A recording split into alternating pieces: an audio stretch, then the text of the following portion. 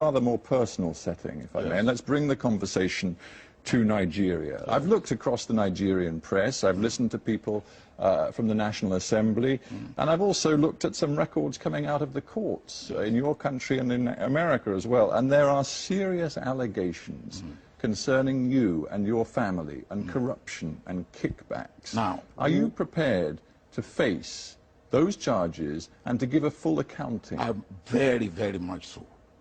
Very much so. And if you have any evidence, Steve, please show it to me, and I will defend myself anywhere in the world. Well, because what you are saying is absolute nonsense, without due respect. I am the only leader in Nigeria that has been examined and reported upon by the anti-corruption bodies in Nigeria. I am the only one. When your successor took over, he described corruption in the country as endemic, and he said it was the country's elite that was responsible. Well, he's one of them. One of what? He's one of Nigeria's elite. Of course he is, and he's saying, as he takes over and looks at what is happening inside government, there is corruption to the very top. That doesn't reflect well on you. He said that, did he mention Obasanjo?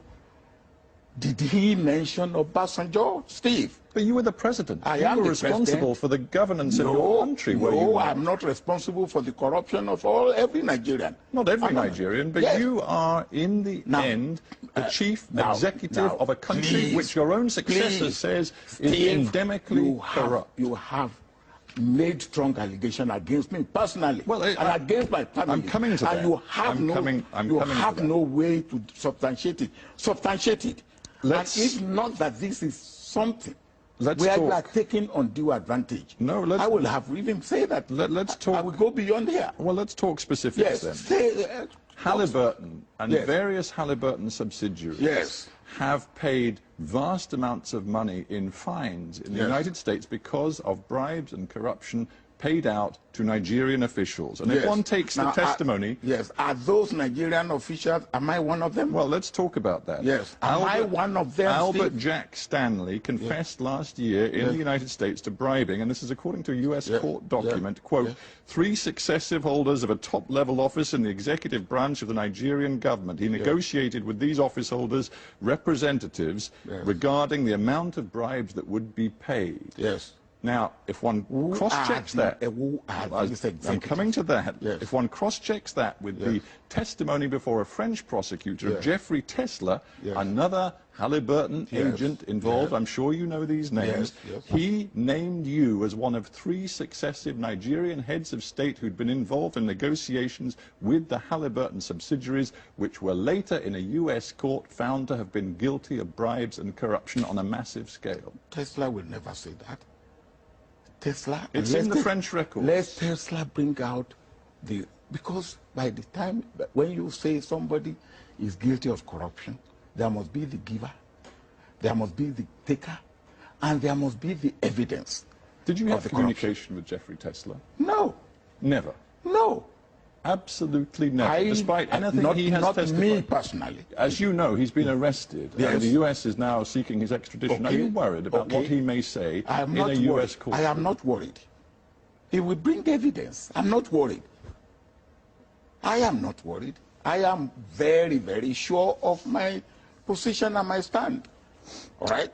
I do not say that people in my government were not corrupt. But I am. Well, let's stop you just there. Are you saying that people in your government were corrupt? Of course, I will not.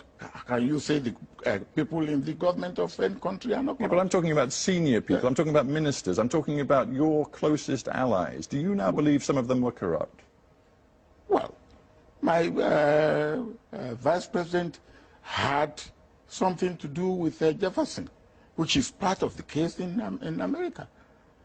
I don't know whether corruption has been proved or not, but he had a question to answer. Is it not a terrible failing? We'll leave aside, perhaps for the courts to decide whether you personally can be held to account for any of this, but do you accept it was a terrible failing for you as president to see inside your government, at the very top of your government, according to your own successor, that there was rampant corruption?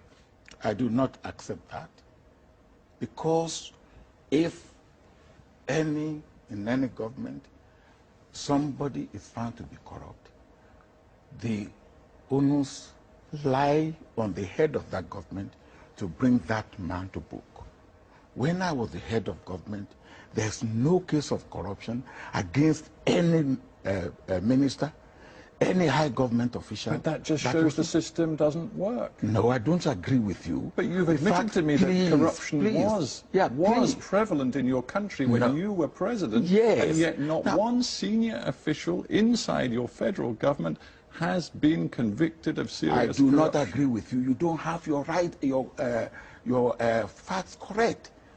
In my government, 3 ministers were charged to court. In fact, one died in the process. The Inspector General of Police was charged and convicted. The President of the Senate in my own party was charged to court. A Minister of Education was charged to court. What more do you want? One of those people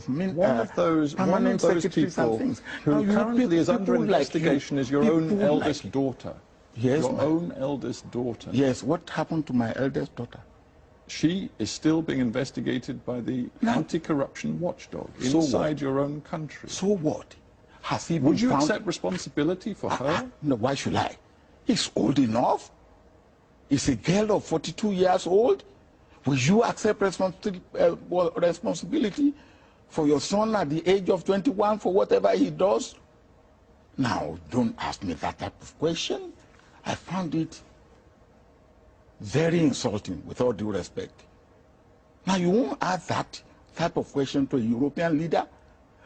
I think you'd find if a European leader, whose daughter was in a European Senate was accused of serious fraud charges, that would not reflect.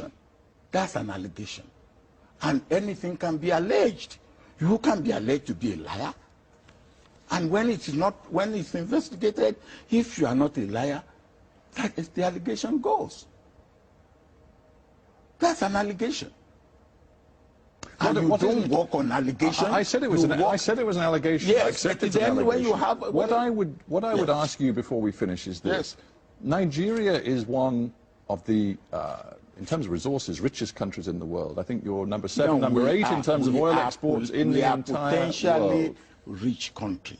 We are not. Well, your oil reserves are proven and they are vast, and yet, according to UN figures, something like 1/3 of your population lives in extreme poverty, and that was the case when you left office. Can you explain why that was the case? Now, we have oil,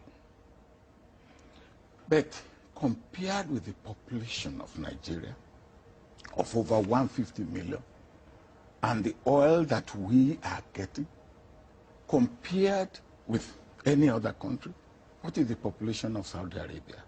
We are producing today less than 1.8 million barrels of oil a day. Saudi Arabia is producing 9 million barrels. Now you cannot compare. So, or UAE or Kuwait. So when you make this comparison, make it in the right context. But would you accept that Nigeria has not utilized the opportunities and resources that it has? I don't agree with you. Nigeria has used the opportunities and resources that it had to the best of its